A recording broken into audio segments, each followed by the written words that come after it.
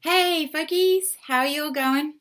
I thought I'd take a moment to record a video about the critical policy analysis essay for you for HSP406. As you probably know by now, I love daggy little graphics, so I have decided to try and show on this slide what we are to do with this particular assignment. So we have a pile of policies, procedures, standards, practices, whatever, strategies on the side here. So you need to pick a strategy so you need to pick a policy that you're going to focus on in Victoria Police. Then you'll need to do a little bit of reading and research. You'll need to read the policy first, then go to the databases, which is why I've got the picture of the computers there, to find research which links in with the policy so that you can see whether or not the policy is evidence-based, right? If it's evidence-based or not. Then you've got to do the reading and the connecting and all of that sort of stuff, and then the typing of the response. I'll give you some examples so it's not too daunting, so don't stress. Just a quick reminder, as usual, that this is the second assignment that you need to submit through the Milo site for UTAS, and the other ones are all submitted at the residential. So this is the critical policy analysis essay, which is due in week 11, at the end of week 11, at midnight on the Friday. All right, the specific due dates are available for you on the Milo sites. The word count for this assignment is 2,000 words, and that excludes your reference list. And of course, it's weighted at 30%. So this is what you have to do. It talks about how at any given time police organisations will develop policies and so forth to address the safety of the police and the public. These policies are often developed out of a specific set of circumstances and sometimes a specific event. Using an essay format, write a 2,000-word essay that critically analyses a strategic Victoria Police policy of your choice. You'll need to draw on scholarly literature, particularly peer-reviewed stuff out of journals, book chapters, all of that sort of stuff. And you'll need to reference, obviously. So the literature is then used to analyse the policy to see whether or not the policy is evidence-based. So you'll need to be able to find research which links in with that type of policy that you're focused on, if that makes sense. It can be definitely international and national research. It doesn't just have to be specifically focused on the type of policy that you're looking at. You'll probably need to do some research on government websites and reports and that sort of stuff. And you also may find critiques of other policies useful in that sense. And you can use them as a way of thinking about your own. So this is what you need to do. Read your policy document. It might be useful to find some sort of context because you will need to talk about the background of it. And you'll be able to find this in the news, political speeches, for example, Hansard, and so forth. When was it implemented and what was the purpose of implementing it? Then go to the databases and find articles and book chapters and things about the main issues that you identified in the policy. So your main strength, your main weakness, your main assumptions, that sort of stuff. I'll talk about that in a minute. Then you write up your essay as an analysis of the policy, critically challenging the ideas in the policy using scholarly literature. Critically challenging doesn't necessarily mean being negative. It can also mean highlighting how the policy, in fact, does align with the evidence base that underpins it. So sometimes critically can mean it's negative in that it's not necessarily negative, it's that it doesn't fit with the evidence base. So a good example of this would be boot camps in Queensland, right? All of the research, well not all, nearly all of the research, bar 2 studies, says that boot camps are terrible for young people, right? We shouldn't do them. And the 2 studies that do tell us that that there can be some good things talk about this in terms of it being very mixed. So it's good at this point and then it's totally crap later down the track, right? So this would tell us that any state or territory that puts into place a policy that says that they need boot camps doesn't align with the research, because the research says boot camps are crap, right? So that's what we mean by critically challenging. If I was to get a boot camp policy, it would be pretty obvious that the research literature is not going to show that it's evidence-based, that particular policy. Whereas you might have policies which are genuinely evidence-based. So restorative justice around youth justice conferencing, for instance, they talk about how, the research talks about how restorative justice processes like using youth justice conferencing are really good for young people, and they actually help reduce recidivism drastically. So in that sense, if we put together a policy around conferencing and restorative justice, then the research will support it, saying, yes, that's a good thing to do. I hope that clarifies what we mean by critically challenging the policy. And of course, once you've done that, you upload your response as a Word document to the Milo site. Very simple. I like structure, so here's a little suggested structure for you. Always have your introduction, obviously, a good tight block paragraph. Make sure that you include your topic generally, and then move down to actually give a roadmap of the different points which each section of your essay will discuss. Then briefly describe your actual policy, the background, how it was implemented, that sort of stuff. 2 paragraphs at the most here, folks. From there, you need to critically analyse your document, and you've got about 1,400 words to do this.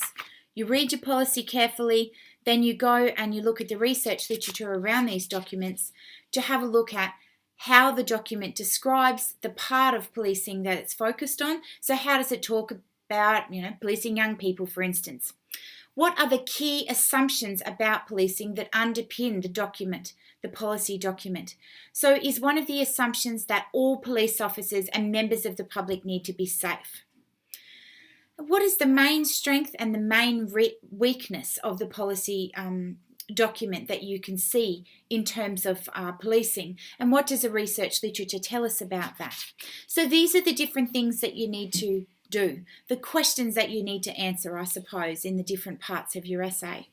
And then, of course, you need a conclusion summarising your main points and what you've found. And you can say something like, well, clearly this policy is completely not based in the evidence. We should kick it to the curb immediately and implement something else.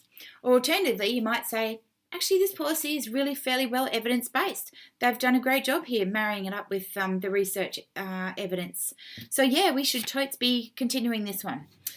So try and say that sort of stuff, or make an argument in your essay so that that sort of a vertical thread comes through your discussion. And, of course, you need your list of references. And as I said before, you can use your own choice, or you can use Harvard, whatever you prefer. Some tips for this one. You definitely need a nice, clear introduction. You'll need to briefly outline the policy. A lot of people forget this stuff. Ensure that you answer all 3 of those questions in that structure, okay? And be sure to include research to support those different sections. Use your quotes sparingly. Don't have them, all the way through. If you've got 50% quotes, then that's 50% not your work, and I'd have to mark you down for that. Do dotted quotes all the way through, just very sparingly, folks. Signpost well in your writing. This policy was underpinned very clearly by an assumption that young people do not get along with police. All right, that might be an assumption that underpins your policy. Think about how you can make that really clear in your writing. The first key assumption in my policy was blah. Make sure you proofread, have a good structure, clear paragraphing, good grammar, spelling and punctuation, and make sure you use subheadings because it can really help, and that you reference properly and consistently using a referencing style of your choice.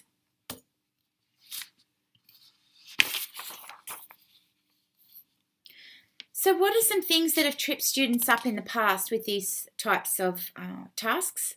Not following the structure is a big one, and some people just missed out whole sections altogether. It's not good. You're going to lose marks. Using the entire assignment to describe the policy, that's not good either. Or alternatively, not describing the policy at all. Again, that's a lot of marks. Make sure you do that sort of stuff. Not identifying very clearly a strength and weakness. Not using research literature to support your analysis. You'll be lucky to pass if you do this, because an analysis requires research literature. If you don't have any of that in there, you're probably going to get it returned to sender with some lovely notes saying, "Hi, we need you to resubmit." I've already talked about how critical doesn't mean tearing that policy apart. I've also talked about how a lack of subheadings can really confuse the essay. Using subheadings helps you to bring it all together. Some people struggle with poor paragraphing and sentence structure, so paragraphs that are literally a series of sentences.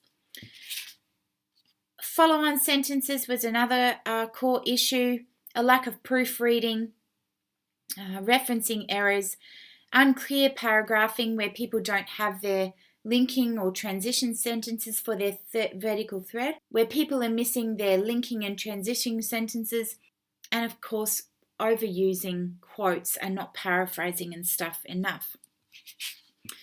Not using 1.5 line spacing, not following your set structure, using rhetorical questions. These just waste your word counts. Why did they implement this policy? I don't care. Don't put that stuff in there. Just focus on what you need to talk about. You've got very few words for this task. You'll know that when you get to the end.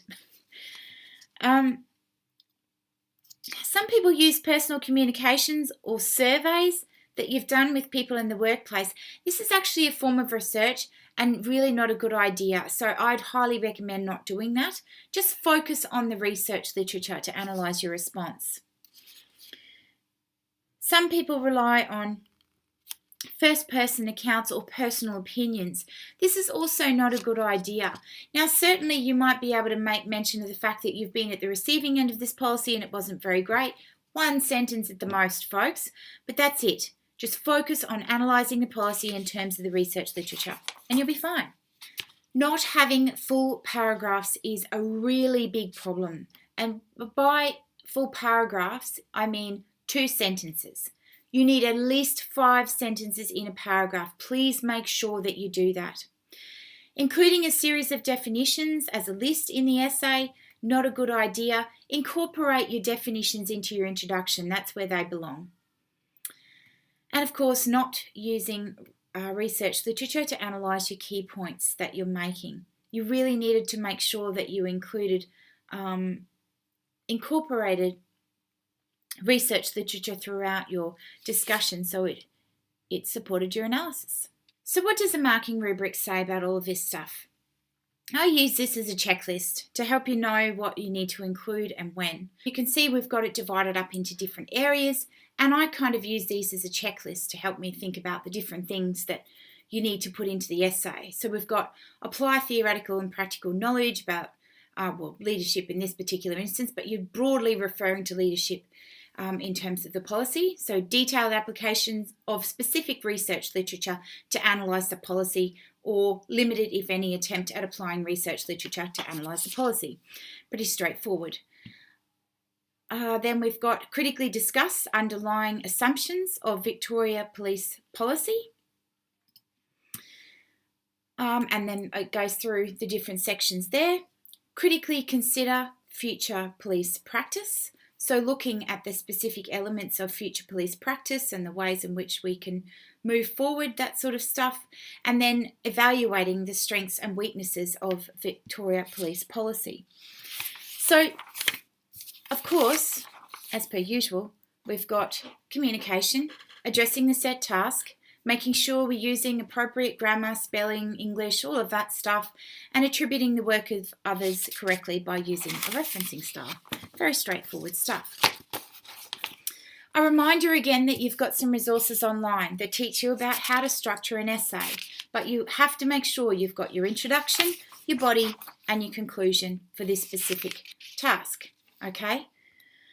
Now, what does a paragraph look like? I thought I'd give you a couple of examples of past assignments so you can see what really good paragraphs and intros and conclusions look like for this particular task. You can see this person is very good at signposting. They clearly say the second assumption is that all injuries can be prevented, with a whole bunch of references there. This utopian style thinking is a source of tension. So they've got the overall point at the beginning there, which is your first sentence in your paragraph. Then we elaborate the point using different research literature, right? And then we've got a nice linking sentence at the end, or your point of relevance. As a result, this assumption is theoretically possible, yet challenging to achieve or sustain, although that doesn't really link onto the next paragraph, but it's a really good paragraph nonetheless. What does an introduction look like? In this particular instance, the person's looking at the zero harm strategy. It's clear that they overview that in the first instance and what that is. And then they say the aim of this paper is to draw on literature to talk about this. Firstly, I will unpack this. Secondly, I will draw on literature to talk about this. Thirdly, I'll analyse this. Finally, I will provide a short reflection, which is, of course, your conclusion, about how we move forward in this particular space. That's a really good introduction. Don't copy it. You'll get done for plagiarism, but you can use similar structure and just, using your own wording. And, of course, a nice little conclusion. And, again, this is a good conclusion to have a look at. Just overviewing the overall topic area and then specifically talking about summarising the different things that they've done. You can essentially not copy, because obviously, again, that you'd be plagiarising yourself, but use similar wording to what you did in the conclusion. Firstly, the essay talked about blah. Second, the essay discussed blah. Finally, it talked about this. In conclusion, I would argue that the zero harm strategy is clearly not appropriate and we need to get rid of it, or whatever your conclusion is. All right, so that's thinking in terms of your vertical thread that runs through, your argument that runs through the overall task. On that note, we are done.